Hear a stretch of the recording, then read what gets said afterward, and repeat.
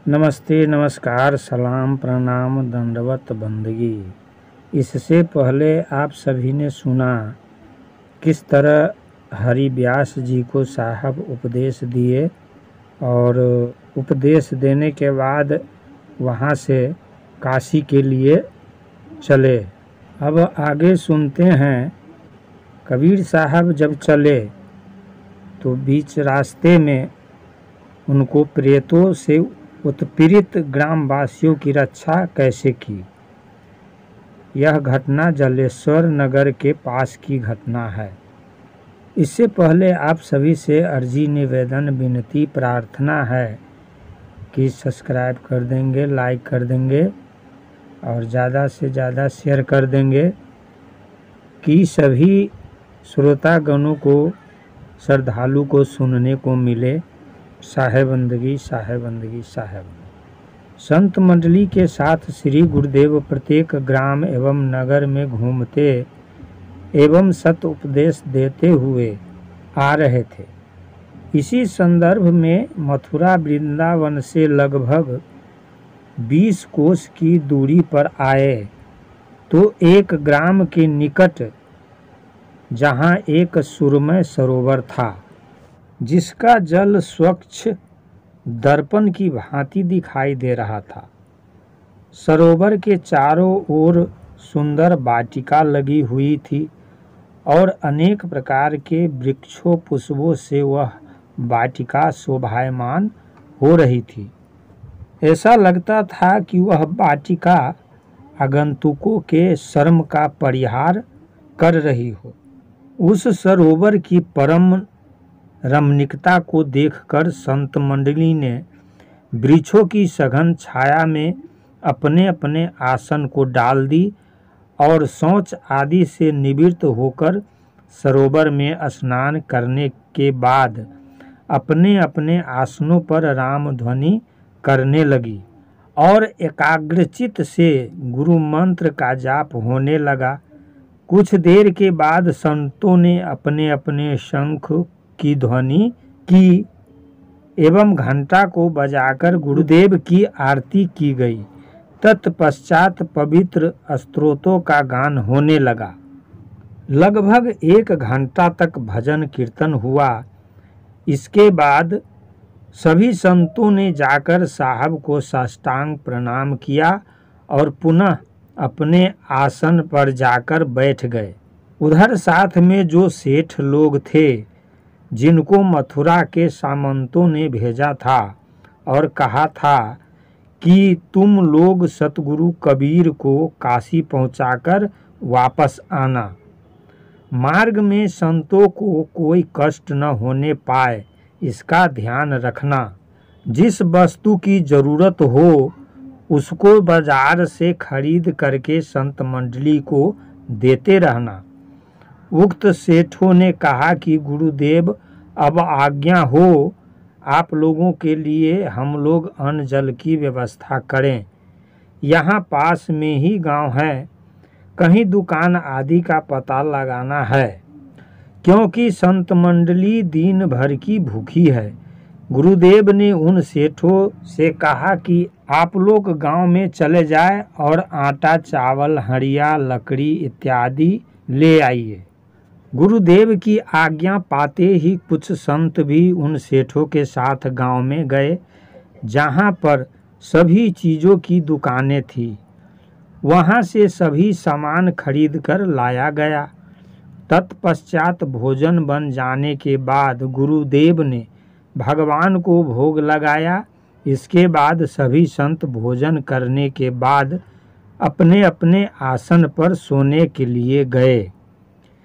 ज्यों ही अपने अपने आसन पर विश्राम के लिए संत लोग बैठे, त्यों ही अचानक समीप के एक गांव में आर्तनाद सुनाई दिया। इसी बीच संत मंडली देखती है कि उक्त गांव के सभी घरों से अग्नि की ऊंची ऊंची लपटें निकल रही है। गांव के सभी लोग त्राहिमाम त्राहिमाम के शब्दों की ध्वनि कर रहे हैं। सभी संत उक्त दृश्य को देखकर आश्चर्यचकित हो गए। कुछ संत लोग गुरु की आज्ञा पाकर उस गांव तक गए जहां पर लोग अपने अपने सामान को लेकर भाग रहे थे। उनमें से किसी का सारा सामान जल गया था, कोई अपने बाल बच्चे को बचा हुआ पाया, किसी के बाल बच्चे जल चुके थे, कोई स्वयं जल रहा था, किसी की स्त्रियां चिल्ला रही थी कि हमारा पति जल गया। इस प्रकार की दशा को देखकर ग्रामवासियों से पूछताछ करने लगे। ग्रामवासियों ने अपनी बीती हुई करुणा कहानी को संत मंडली को सुनाया। ग्रामवासियों ने कहा कि महाराज, हम लोगों ने इस ग्राम को 7वीं बार बसाया है। यहाँ पर इसी प्रकार से हर 10वें बरस उपद्रव होते हैं और हम लोग जले हुए ग्राम को छोड़कर पुनः नई बस्ती बनाते हैं। हम लोगों के दुखों की कोई सीमा नहीं है। इस प्रकार ग्रामवासियों की दुख भरी कहानी को सुनकर संतों को बड़ा कष्ट हुआ। संतों ने कहा कि तुम लोग एक काम करो, तुम्हारे गांव के निकट सतगुरु कबीर साहब आए हुए हैं, जो हम सबके गुरु हैं। तुम लोग चलकर उनसे कहो, तुम्हारे दुखों को वे अवश्य दूर कर देंगे। इस बात पर ग्रामवासियों ने कहा कि कौन कबीर, जो काशी में प्रकट हुए हैं और जिन्होंने बादशाह सिकंदर को पराजित किया था, क्या वही कबीर साहब हैं? संतों ने कहा कि हाँ, वही कबीर हैं। साहब के आगमन को सुनकर गांव के नर नारी वृद्ध युवा जो जिस रूप में था वह उसी रूप में जाकर प्रभु कबीर का दर्शन किया। प्रभु ने सभी से कुशल क्षेम पूछा। सभी ने अपने ऊपर बीती हुई परिस्थितियों को साहब से कहकर रोने लगे। प्रभु दुखियों के दुख से दुखित होकर विह्वल हो गए और उन ग्रामवासियों से उन्होंने कहा कि तुम लोग शांत रहो, रो मत। यह तुम्हारे पूर्वजों का पाप है जिसके कारण तुम लोग कष्ट भोग रहे हो।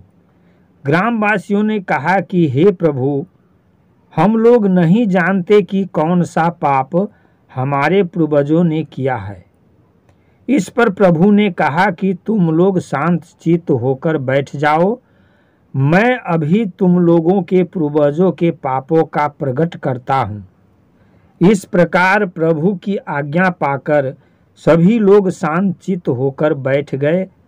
इसके बाद प्रभु ने उन मृत आत्माओं का चिंतन किया जिनको ग्रामवासियों के पूर्वजों ने जला दिए थे। उन आत्माओं का मुखिया चिंतन करते ही प्रभु के सामने प्रकट हो गया।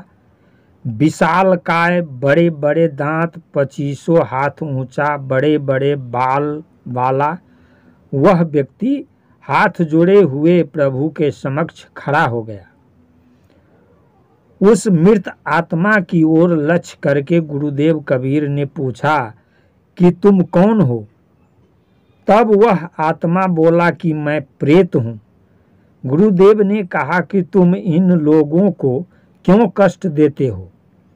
मृत आत्मा बोला कि प्रभु, इन ग्रामवासियों के पूर्वजों ने मेरे 7 भाइयों को जीते जी जला दिया था।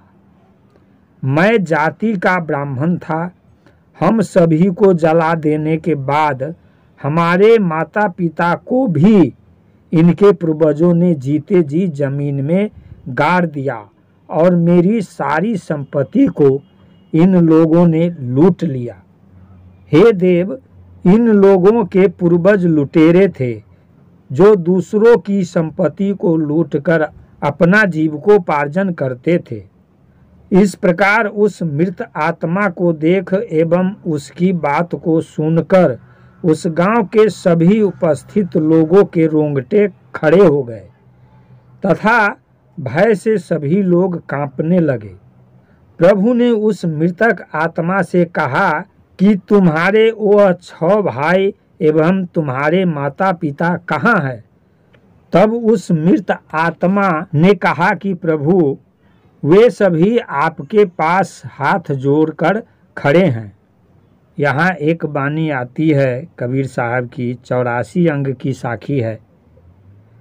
कबीर करनी आपनी निष्फल कबहू न जाए, 7 समुद्र आना पड़े तो भी मिलसी जाए। साहेब बंदगी। प्रभु ने कहा कि उन सभी से तुम कहो कि वे प्रकट हो जाए। अतः प्रभु के कहते ही वे सभी मृतक आत्माएं हाथ जोड़कर साहब के सामने खड़ी हो गई। तत्पश्चात प्रभु ने उन मृतक आत्माओं से कहा कि यह जो तुम सबसे पहले प्रकट हुआ है, उसने जिन बातों को कहा है, क्या वे सत्य है? सभी ने रोते हुए कहा, प्रभु, सभी बातें सत्य है। पुनः प्रभु ने उन प्रेत आत्माओं से पूछा कि तुम लोग अब क्या चाहते हो?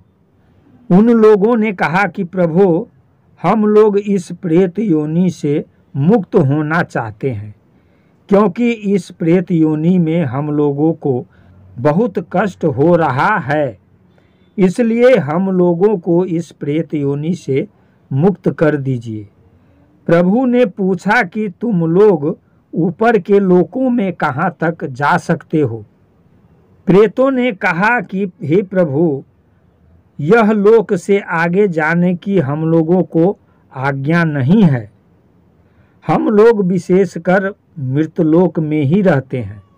प्रभु ने पूछा कि तुम लोग कुछ और जानते हो? तब मृत आत्मा ने कहा कि हे प्रभु, कौन कैसा है, कब मरेगा और क्या होगा, इन सभी बातों को हम लोग जानते हैं। हम लोग पलक मारते मारते हजारों कोस चले जाते हैं और जहाँ चाहते हैं वहीं प्रकट हो जाते हैं, परंतु हम लोगों को आज्ञा होती है कि कितने दायरे में तुम लोगों को रहना है। आज्ञा के विपरीत हम लोग कुछ नहीं करते। यदि कोई प्रेत आज्ञा की अवहेलना करता है तो उसको यमलोक भेजकर बड़े बड़े कष्ट दिए जाते हैं। साहब ने पूछा कि तुम लोगों को कौन आज्ञा देता है? प्रेतों ने कहा कि हम लोग यमराज की आज्ञा में रहते हैं। उनके बहुत से कर्मचारी हैं, वे सब हम लोगों की निगरानी किया करते हैं। साहब ने उन प्रेत आत्माओं से पूछा कि जो तुम लोग इन ग्राम वासियों को परेशान करते हो, क्या यह भी यमराज की आज्ञा है?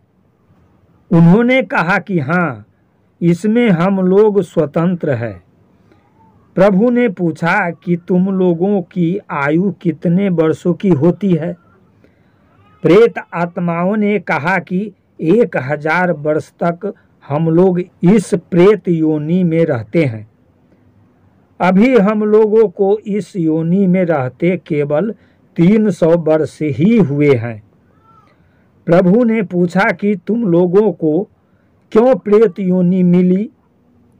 प्रेतों ने कहा कि हे प्रभु, जब हम लोग इन ग्राम वासियों के पूर्वजों द्वारा जलाए दिए गए तो इसके बाद 4 दूत आए और हम लोगों को आकाश की ओर पकड़ ले गए।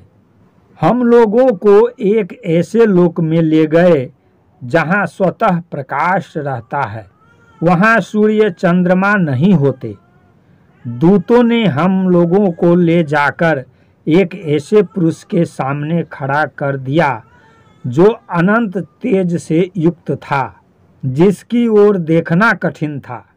उस पुरुष ने हम लोगों को देखकर कहा कि इन सभी की आयु अभी शेष है, इसलिए इन लोगों को प्रेत योनि में डाल दो। इन सभी का उद्धार कबीर साहब करेंगे।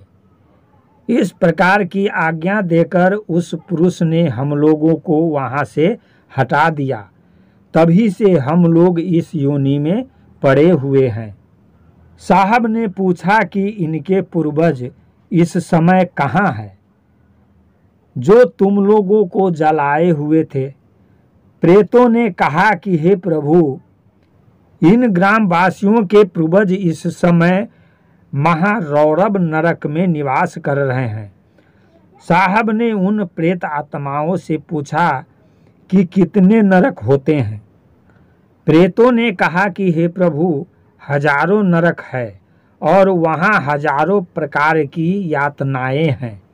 जिसका जैसा दोष है उसको उसी के अनुसार सजा दी जाती है। सबसे बुरी दुर्गति अतिताइयों की होती है। उनको लाखों वर्ष दुख दिए जाते हैं। साहब ने कहा कि अब तुम लोग क्या चाहते हो। प्रेतों ने कहा कि हे प्रभु, अब हम लोग इस योनि से मुक्त होना चाहते हैं। प्रभु ने कहा कि अब मैं तुम लोगों को इस प्रेत योनि से मुक्त कर देता हूँ। तुम लोग पुनः ब्राह्मण के घर पैदा होंगे। इसके बाद वैष्णव धर्म में तुम लोग दीक्षित होकर मेरे लोक में आ जाओगे। इतना कहकर प्रभु ने सभी के ऊपर अपने पैर को धोकर छिड़क दिया। तत्पश्चात सभी वहां से अंतर्विलीन हो गए। उक्त घटना तथा संवादों को सुनकर वहां के उपस्थित लोगों ने कबीर साहब की बड़ी स्तुतियां की और बार बार उनके कमलवत चरणों पर अपने अपने माथा को टेके। साहब ने कहा कि तुम लोगों के पास जो भी धन है वह पाप से होता आया है, इसलिए उस धन को गरीबों में बांट दो और अब ऐसा कुकर्म मत करना, नहीं तो अपने किए हुए कर्मों का फल भोगना पड़ता है।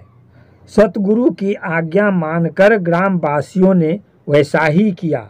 इसके बाद सभी लोगों ने गुरुदेव कबीर से राम मंत्र की दीक्षा ली और एक बहुत बड़ा भंडारा किया, जिसमें दूर दूर से साधु, ब्राह्मण एवं दीन दुखियों को आमंत्रित करके उनको भोजन कराया गया। उक्त समाचार को सुनकर आसपास के बहुत ग्रामीणों ने आकर साहब के दर्शन किए और बाद में उनसे सत्य धर्म का उपदेश भी ले लिए तथा वहां पर 5 दिनों तक वे सब गुरुदेव एवं संत मंडली के साथ टिके रहे। सतगुरु लोगों को ज्ञानामृत पिलाते रहे। सभी लोग जीवन मुक्त हो गए और साहब का दर्शन करके अपने अपने घरों को प्रस्थान कर गए। इधर संत मंडली काशी नगरी के लिए चल पड़ी। नमस्ते, नमस्कार, सलाम, प्रणाम, दंडवत, बंदगी। अभी आपने सुना किस तरह प्रेतों से उत्पीड़ित ग्रामवासियों को साहब ने उद्धार किया और दीक्षा दिया, राम मंत्र सुनाया। फिर आगे मिलते हैं। साहेब बंदगी, साहेब बंदगी, साहेब बंदगी।